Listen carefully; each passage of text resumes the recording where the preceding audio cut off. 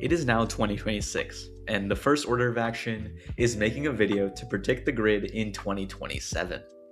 Jokes aside, 2026 had very few changes in driver lineups through the offseason, but for 2027, only 5 of the current drivers will still be contracted to their teams, and that leaves a lot to change for 2027. So here are my predictions as to how it's going to end up. I'm going to go through each team and how I think they will look in 2027, and not only does it give me a chance to look stupid now, but in a year as well.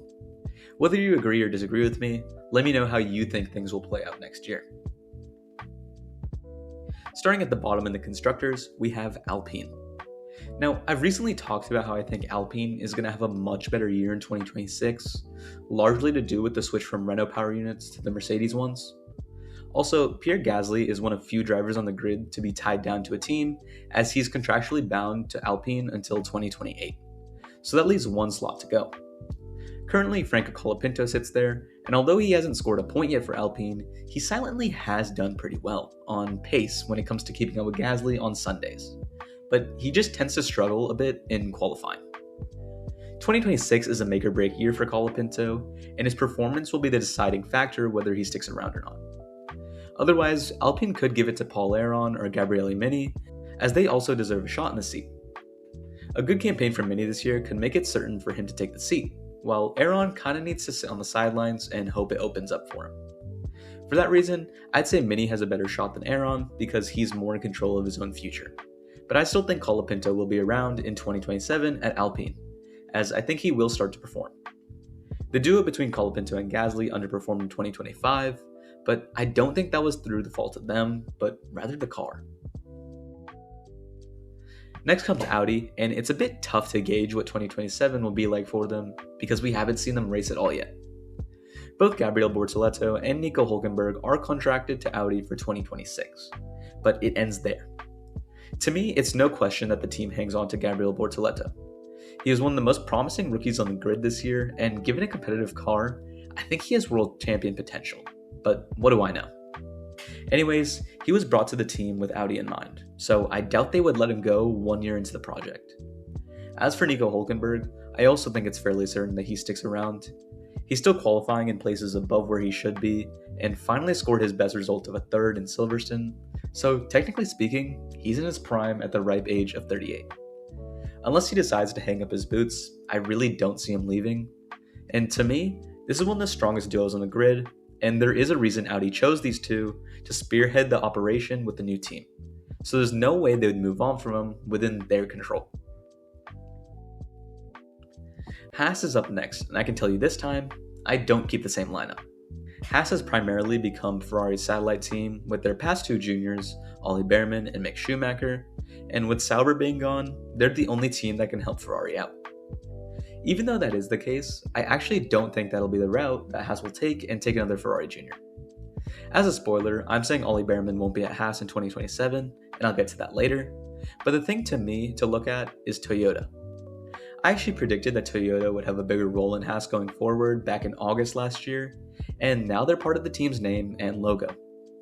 For that reason, I think Haas will bring in a driver that will support that Toyota name, and some immediate names pop into my head.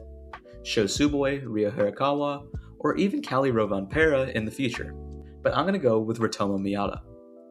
Miata has spent some years in F2 and had alright results, but his 2023 Super Formula title holds the most weight. And although he is 26, he still has a lot of potential, and more importantly, a lot of Toyota backing.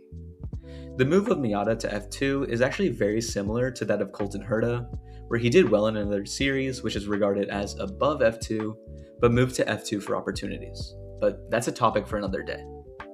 Alongside Miata, I'm assuming Esteban Ocon will stick around.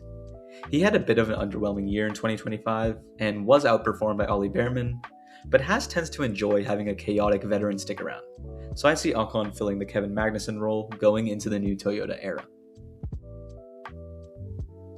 Aston Martin is next, and they too have a new company in collaboration for 2026, and that is Honda. A lot of people assume there will be a Tsunoda move for his Honda ties, and I see the argument, but there simply just isn't space. To me, Fernando Alonso would not squander his chance now that Adrian Newey is in charge of the Aston operation, And despite his age, he sees an opportunity to succeed and is still driving at a pretty high level. On the other side of the garage, we really have no clue. There seems to be rumors every single year that Lance Stroll is going to move to Aston Martin hypercars or go pro in tennis, but more than anything, it's just people trying to manifest something.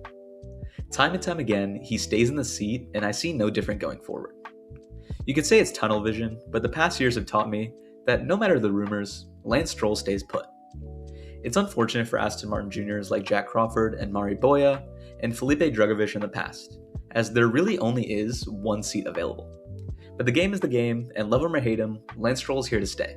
And who knows, maybe that world champion potential Fernando Alonso spoke about can now come out in a new car. Next comes Racing Bulls, who are one of the few teams making a change for 2026. Arvid Lindblad makes his entrance into F1, and Liam Lawson sticks around trying to get another shot at Red Bull. The Racing Bulls formula is simply to feed talent into Red Bull, so the lineup is dependent on both performance by the 2026 drivers and Isaac Hadjar at Red Bull. With a bit of subtle foreshadowing, I predict that Arvid Lindblad will spend a second year at Racing Bulls. He's very young and has experience to gain, and if Hadjar stays put and Max Verstappen sticks around, I don't see the problem in letting Lindblad spend another year at Racing Bulls. On the other hand, I do think a change will be made for Lawson. As much as I do think Lawson has lots of talent, he's run his course in the Red Bull ecosystem. He made it to the senior team, and whether you find it unfair or not, that's Red Bull's decision to make, and I don't see why they wouldn't want to put another junior driver alongside Lindblad. It is actually a tough choice of which junior, as the Red Bull Driver Academy is actually thinner than ever right now, as they just got rid of Tim Tramnitz and Oliver Goethe, so the only F2 talent as of now is Nicholas Solov. Solov has had successful campaigns in F3 and left the Alpine Academy for Red Bulls, and although he is older than Lindblad, that isn't really a fair comparison. He wins races, commands leads, and fits the Red Bull style perfectly. Red Bull very well could pick up another junior in F2 this year and pick them to command the second seat in the RB, but for now, I see it being Lindblad and the Bulgarian Lion. Halfway through the teams we know, I think this is a good place to slot in our new team on the grid, Cadillac. Cadillac has gone pretty safe in terms of their lineup in 2026, with a combo of Valtteri Bottas and Sergio Perez, and they brought him in with the aim of consistency in the year that they must get acclimated to the grid. But I don't think that it'll stay the same in 2027. Cadillac has been very vocal about the want for Colton Herta to drive in F1, and they've now signed Zhou Guanyu as a reserve driver. But I for sure think Herta will have a seat in 2027 if he has the necessary super license points, and my bet is he will. So we can lock him in. The other one is the slot that I think will be decided by performance this year, in a heads-up battle between Perez and Bottas. Both drivers are very strong and will finally have their shot to drive for themselves, which hasn't been the case for a while. But my bet is that Perez will do better than Bottas and win the seat, but it really could go either way. This will invite a young talent in Herta and a solid foundation to let the team grow further in the near future. Now breaking into the top 5 teams, we have Williams.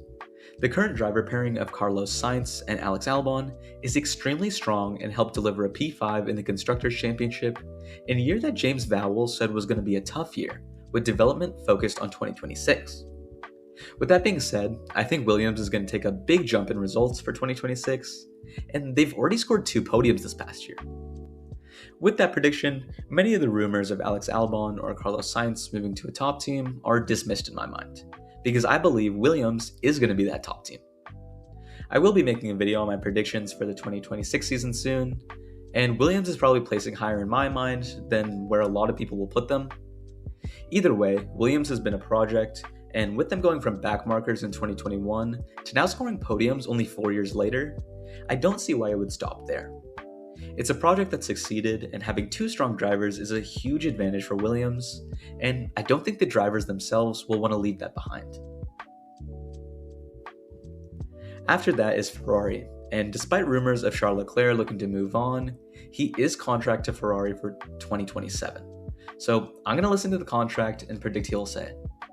Obviously, things can change with performance clauses, buyouts, and plenty of other stuff, but it's all very unlikely to happen, even if Ferrari has a disastrous season. Now, on the other side of things, I don't think Lewis Hamilton will stick with Ferrari. In the time he's had there so far, Lewis Hamilton hasn't had the best time in red, and even though I don't think he's completely washed, I do think he will retire at the end of 2026. If Ferrari doesn't work out that year, I don't think Hamilton or Ferrari will want to keep the relationship going, and unless he moved back to Mercedes, getting acclimated to a new team is not something I think that Hamilton should be doing at this point in his career. And so, the replacement I think that'll fill his shoes is Ollie Behrman. Behrman's the Ferrari Junior right now, and with his great performance in 2025, I don't see why he wouldn't get the call-up. He could be the guy going forward, as if Leclerc does end up leaving in the future, he can become the lead driver, and he could be the new driver for the Ferrari regime. Next is Red Bull, and I kind of gave it away earlier, but I have the driver lineup staying the same as 2026. Max Verstappen has no reason to leave until his contract expires in 2028, now that Red Bull is basically under an entirely new staff, and even though he's been linked to Mercedes in the past, those rumors have somewhat disintegrated as time has gone on. As for Isaac Hadjar, he has to deal with the cursed second Red Bull seat, but I do think he will survive. We've seen in the past Pierre Gasly, Alex Albon, Sergio Perez, and now both Tsunoda and Lawson struggle to keep up with Max as the car is built around him, and even with the new staff, I do think it'll stay that way. But 2026 offers the best chance for Hadjar to do well. The 2026 car is built without immediate driver feedback, and at the start of the new regulations, this will be the most even playing field a Red Bull driver can get. With the momentum Hadjar has, and Verstappen also having to get used to a new car, and the team taking time to adapt it to him, if there's ever a chance to keep up with Verstappen, it's now. Now, Mercedes has had a bit of a whirlwind this past season with both Kimi Antonelli and George Russell, and rumors of Max Verstappen, but ultimately, the lineup stayed the same. Antonelli is the future of Mercedes, and will be there for a long time to come if he plays his cards right. And although George Russell keeps putting in stellar performances, Mercedes seems very hesitant to keep him around. Regardless, I'm extremely confident that Kimi Antonelli will be at Mercedes in 2027, and it is more lenient on George Russell, but I do also have him staying. I genuinely believe 2026 will be a career year for Russell, and he's actually my pick for 2026 F1 champion. And there's no way that if a championship comes around, that the Russell-Mercedes combo will end.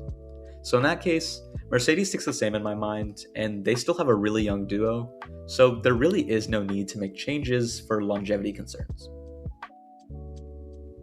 Finally, we have McLaren, and it's pretty boring to end it all, but both Oscar Piastri and Lando Norris are contracted to the team on multi-year contracts, so no changes here. The only thing that could change is maybe a clause with Piastri to have him leave if tension boils over at McLaren, but once again, I really doubt it, as there really isn't a better team to be at right now, so even if Piastri felt he needed a change, there wouldn't really be many options that are better left. With that being said, the lineup just stays the same for 2027. After all 11 teams, I'm looking back at it and realized that I didn't make too many changes, so maybe the silly season won't be quite as silly as normal, but what do I know? 2026, it just started.